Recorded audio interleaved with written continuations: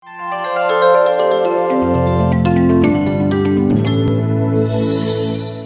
Next, కాగివనంలో గంజాయి మొక్కలు. హైదరాబాద్కు గంజాయి రవాణా చేస్తూ దొరికిన ఏపీ స్పెషల్ పోలీసులు. జార్ఖండ్ సీఎంగా చంపై సోరెన్ ప్రమాణం, 5న బలపరీక్ష. జేఎంఎం కూటమి ఎమ్మెల్యేలు హైదరాబాద్కు తరలింపు.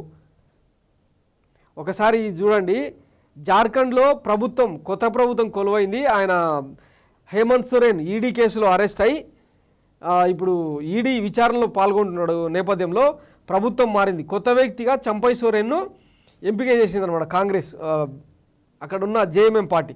అయితే కాంగ్రెస్కు 46 సభ్యుల బలం ఉన్నది. వాళ్ళను ఎట్లా చేస్తున్నారు చూడండి. దీనికి హైదరాబాద్ వేదిక అయిపోయింది అనమాట. జార్ఖండ్ పాలిటిక్స్కు హైదరాబాద్ వేదిక అయిపోయింది. ఇప్పుడు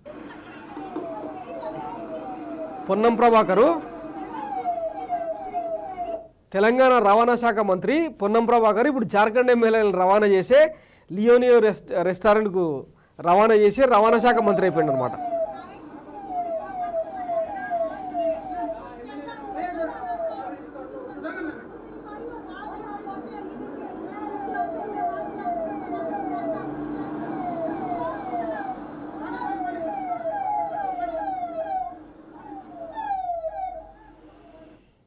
ఒకప్పుడు క్యాంపు రాజకీయాలకు బెంగుళూరు, చెన్నైయో ఇట్లాంటి ప్లేసెస్ కేంద్ర స్థావరాలు అయ్యేవి.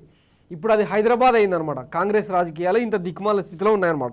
దీపాదాస్ మున్షి అని ఎప్పుడైతే తెలంగాణ వ్యవహారాలు ఇన్ఛార్జిగా ఎప్పుడైతే రిక్రూట్ అయిందో, ఆమె జార్ఖండ్కు సంబంధించిన వ్యక్తి కాబట్టి కాంగ్రెస్ ఎమ్మెల్యేలను మొత్తం తీసుకొచ్చి ఇక్కడ కూర్చోబెట్టిరనమాట. సో ఇది అక్కడ నడుస్తుంది అన్నట్టు.